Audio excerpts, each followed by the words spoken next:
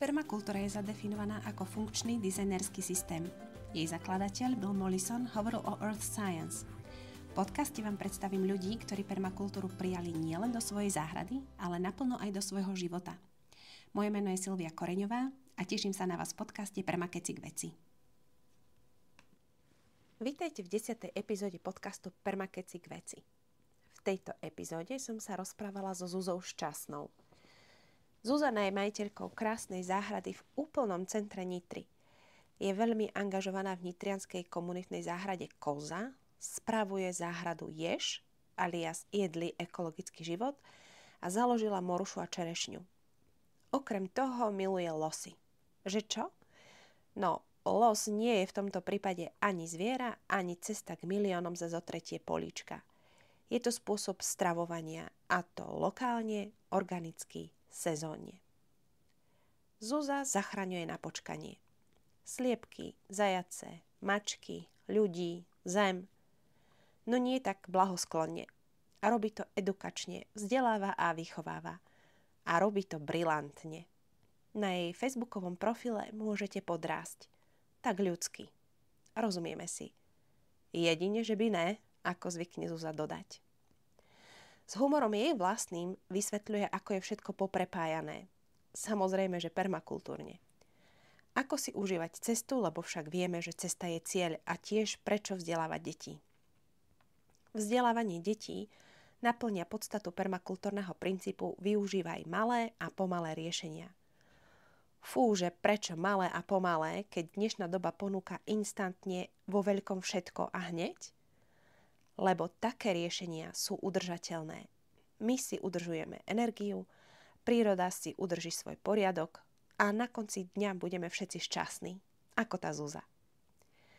Príkladom takýchto riešení sú napríklad suché múriky.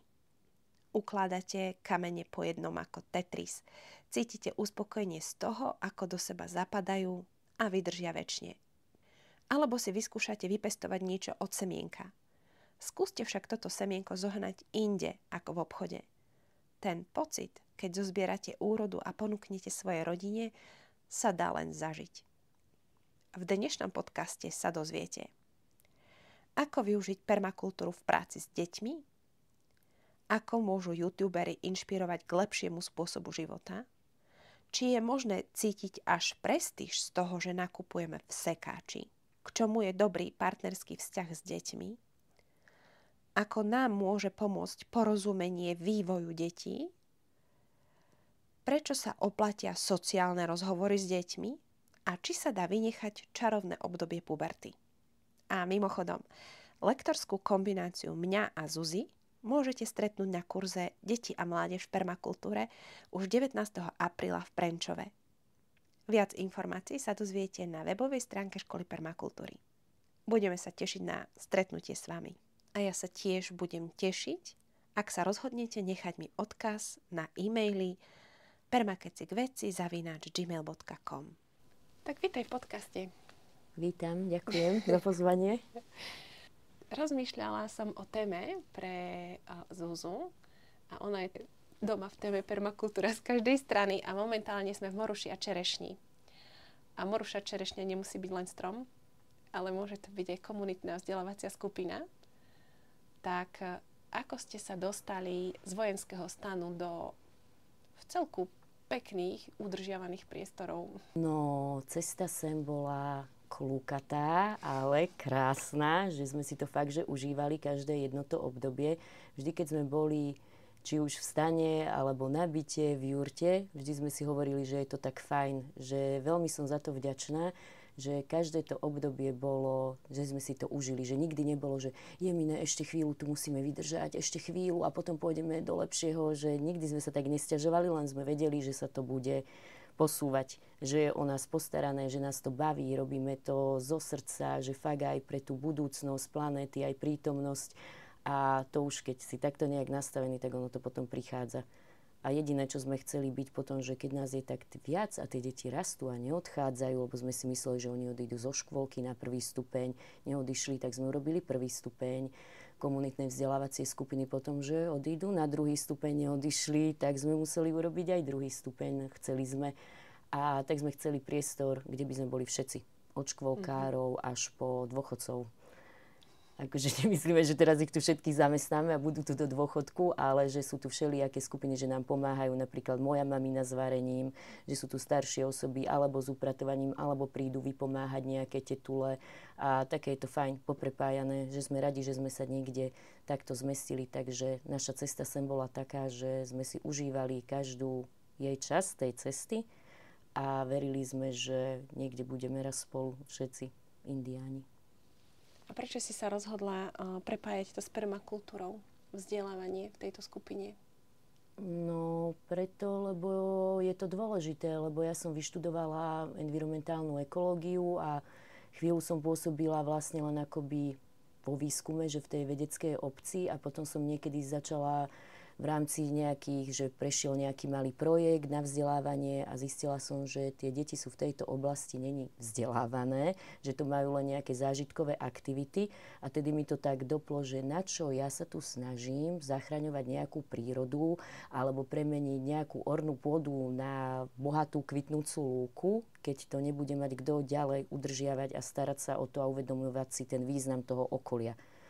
A vôbec si aj tie deti tedy som cítila, že neuvedomujú, že chceli byť, ja neviem, lekári, pilot, letec a neuvedomujú si to tedy, tie skupiny, s ktorými som spolupracovala, že ale aj každé vlastne to jedno, aké zamestnanie, alebo každý človek musí niečo jesť, musí niečo dýchať, musí niekde byť. A tedy mi to tak docvaklo, ale veď my musíme k tomu tie deti viesť od mala, lebo to je tá cesta. Že aby to bolo pre nich prirodzené, že takto sa stravovať, takto proste pristupovať k tej prírode, k iným ľuďom, lebo budúcnosť sú tie deti.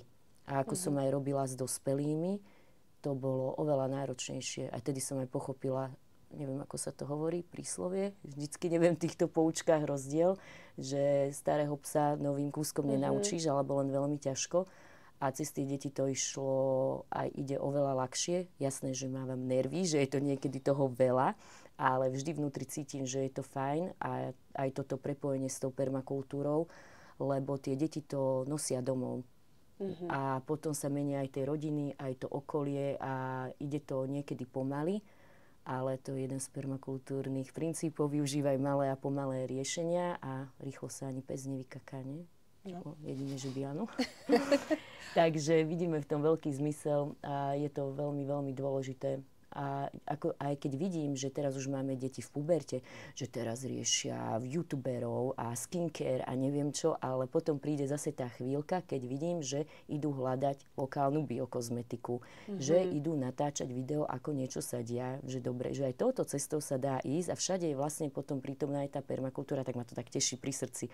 Alebo že chcú modnú prehliadku, že idú si nadizajnovať babi nejaké šaty a idú do toho sekáča a že je to pre nich taká prestíž, že už chápu, že idú do toho sekáča, dajú niečo na seba, že to je vlastne pomoc aj tej planéte, aj tej budúcnosti, že si to tak, že vidím tam tie semienka, ako rastú.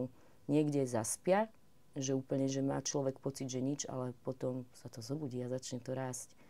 Takže tak. A toto prostredie je mimoriadne láskavé. Ako tu sedím, tak je veľmi príjemné, až také objímajúce. Naozaj sa tu tak cítim veľmi bezpečne. A ty máš prácu s komunitami až v krvi, by som povedala, lebo ty nepracuješ len s bežnými deťmi, ale chodíš aj do komunity, ktorá je menšinová a pracuješ aj s rómskymi deťmi, je tak? Áno, teraz som s nimi dlho nebola, s tými deckami, ale áno, v rámci takého iného projektu. Takže tam som chodila vlastne na takú envirovýchovu a aktivitky aj s týmito rómskymi detičkami, čo bolo tiež úplne skvelý pre mňa zážitok, ale zároveň sa mi potvrdilo, že je to akoby štátna škola, že je veľmi dôležité už, aby sa konečne začalo zohľadňovať ten individuálny prístup k tým deťom, k tým náturám a mne to príde úplne na hlavu, že niekto, kto úplne miluje pohyb a proste chce tancovať, chce váriť, že musí sa drtiť proste nejakú tú matematiku úplne dobre, veď nejaké určité základy treba, ale ísť podľa nejakých stále tabuliek a vzorcov, ktoré niekto vymyslel niekde za stolom a teraz to poďme aplikovať úplne na všetky deti a bez ohľadu na to, že je fakt, že to není pre to dieťa. Takže som si to s týmito deťmi užila a tam sa mi to veľmi pekne ukazovalo, že keď som bola pri nich ako ten partner, že sme sa aj smiali, že sme si to tak všetko tak spolu kreovali, že som ich zapájala do procesov, že tie decká boli super a spolupracovali, že to nebolo také ako tie pani učiteľky, že s nimi sa nedá, oni sú besní. No tak jasné, že sú besní, lebo každý protestuje, keď robí niečo, čo ho moc nebaví. Dospeláci vnútorne už to dokážu protestovať a byť smutní a nešťastní, ale malé deti to väčšinou dávajú najavo tým pohybom. Vieš, že sa im nechce a behajú a kričia a možno, že sa niekedy bijú, ale... Takže bola to pre mňa, ešte uvidím, že či tam budem spolupracovať s nimi, ale taká skúsenosť, že toto je taká cesta, že trošku im aj otvárať oči aj v týchto školách a všetko je to o ľuďoch. Aj riaditeľ štátnej školy môže veľa vecí zmeniť a urobiť, len treba prekonávať tie strachy. A nemusieť sa báť aj tie staré vzorci, že musia vedieť toto, musí toto vedieť. A čo z neho bude, keď nebude vedieť Pythagorov vetu? A čo bude z neho, keď nebude vedieť násobilku 8? A na toto sa trošku tak vykašľať a začať dôverovať tomu prostrediu, aj tým deckám, aj tým komunitám, tým náturám, lebo nie nadarmo sú tu a treba ich podľa mňa podporovať v tom, čo ich baví. No preto hovorí permakultúra o diverzite, ktorá je vlastne obohatením všetkých. A ja sama som si všimla, že keď sa aj bavíme o, nazvime to, pre tieto účely bežnými deťmi, tak prváci nie sú schopní obsedieť pri čítaní. Chodia hore, dole, pod lavicou, na stoličku, sadnú si na stoličku, na lavicu, no ani za nič. A je to prirodzené pre nich.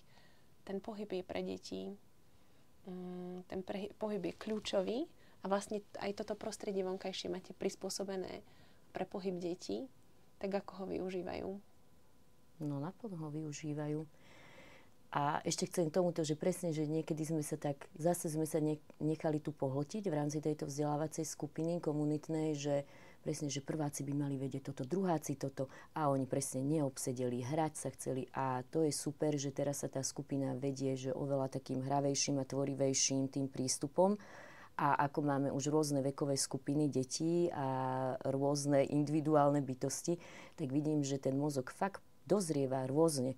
Že úplne niekto potrebuje oveľa viacej času a niekto to vie za rok a niekto to vie za 4. A preto toto by sa malo fakt, že zohľadňovať a ako veľmi pomáha to, že môžu ísť von, vybehať sa, loziť po stromoch, kopať tie jamy, že tam sa rozvíja ten aj intelekt, aj tá spolupráca ich, aj to proste všelijaké kognitívne myslenie, logické myslenie, že to je, také veci sa dejú v rámci kvázi obyčajných hier a pohybových aktivít a na toto ľudia nejak zabudli, alebo to ani nevedia, teraz neviem.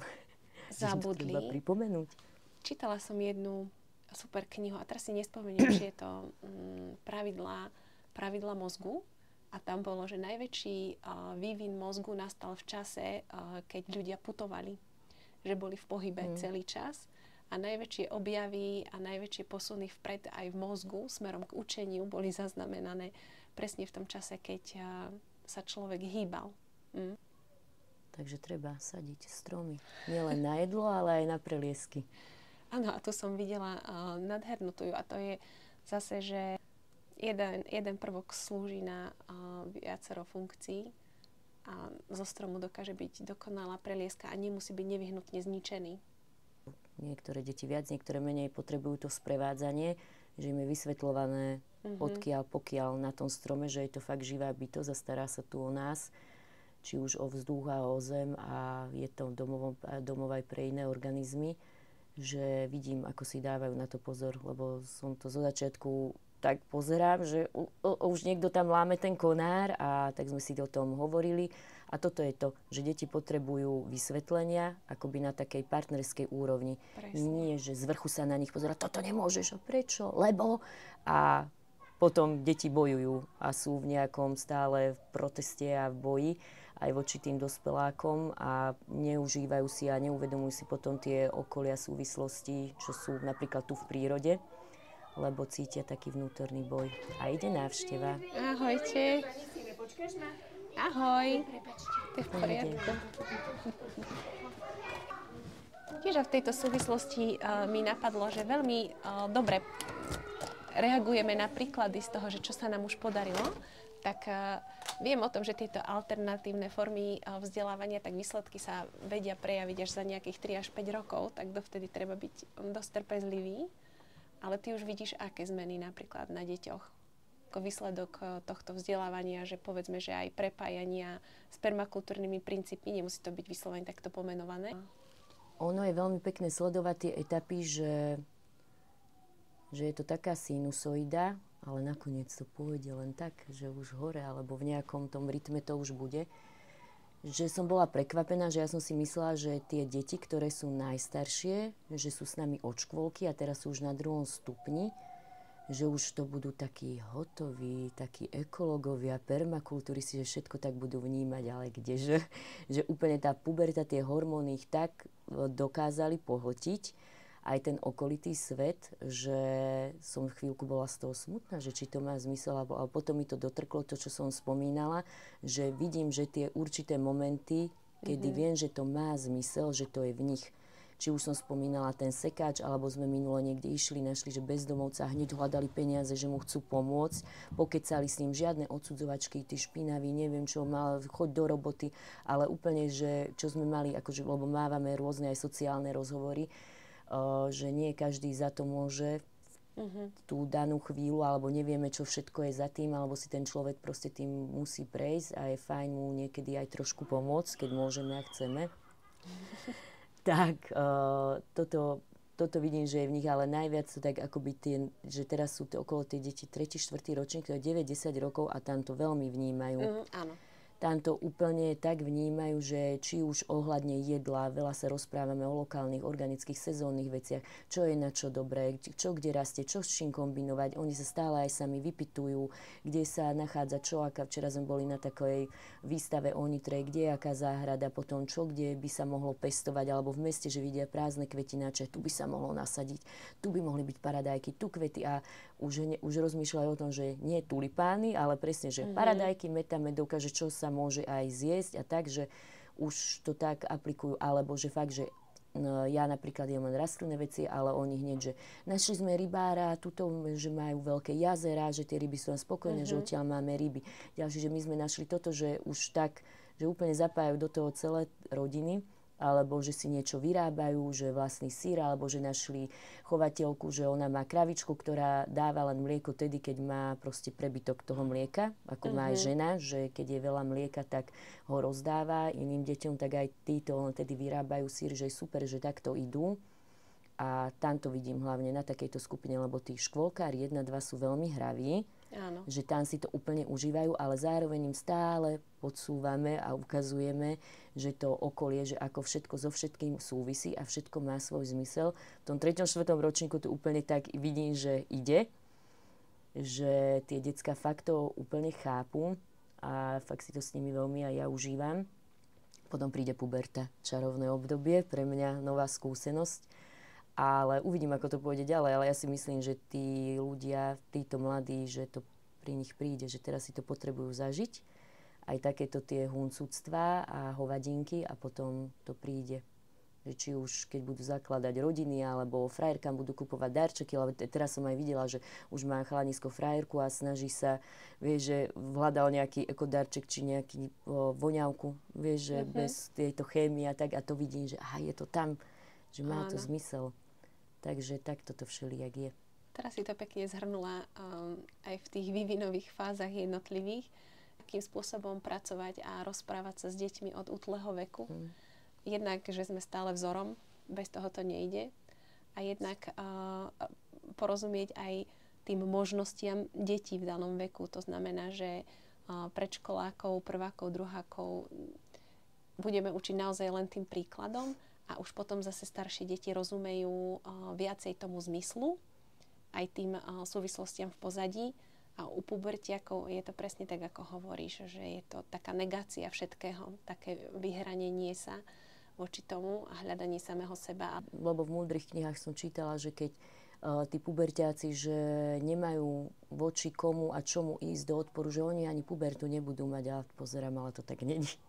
že aj tak musia hľadať v niečom ten odpor a kvázi byť tí nejakí bojovníci proti niečomu. Ale ja to vidím, že keď sme stále na tej partnerskej úrovni, všetko im vysvetlím, prečo ja sa v tom necítim komfortne, prečo ja sa na to nechcem pozerať a tak, že vidím, že to má zmysel a potom je super, že oni to odovzdávajú ďalej takto tým mladším.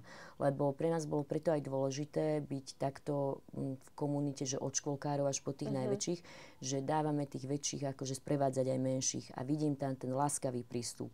To vysvetľovanie. Presne to, čo si niekedy hovoríme, že toľko im to vysvetľujem, že to je jak hrách na stenu hádzať.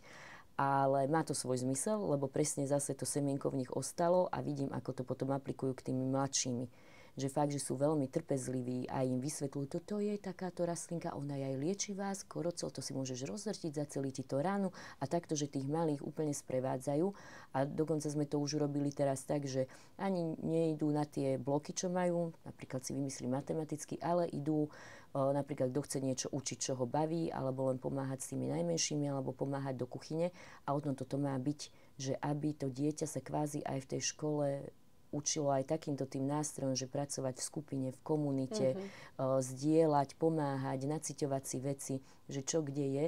A tak by som bola rada, keby si to prenesú aj do svojich budúcich prác, že aj keď budú napríklad aj nejaký šéf, že aby si prešli všetkými tými zamestnaniami, pozíciami, čo sú tam, aby si to vedel ten človek nacítiť. A to sa ich tu snažíme tak posprevádzať, že aby aj učili, aj sprevádzali, aj varili, aj umývali, aj tie záchody, aj riady, lebo umývačku budeme pekne umývať a že nedáme im tú umývačku, že aby aj ten proces toho umývania riadu pochopili, že to tiež všetko má svoj význam.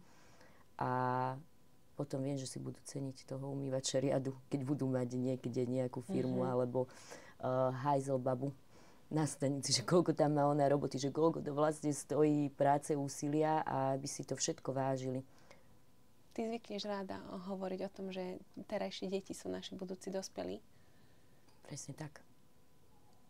A týmto môžeme o tomto komunitnom vzdelávaní to aj ukončiť. Je to taká zmysluplná činnosť. Občas je to veľmi frustrujúce, nebudeme sa harať na to, že není. Je. Ale tie výsledky sú nepopierateľné. Ďakujem. Ja ďakujem. To už hovorí. A aby ste robili veľa lezenia na stromy.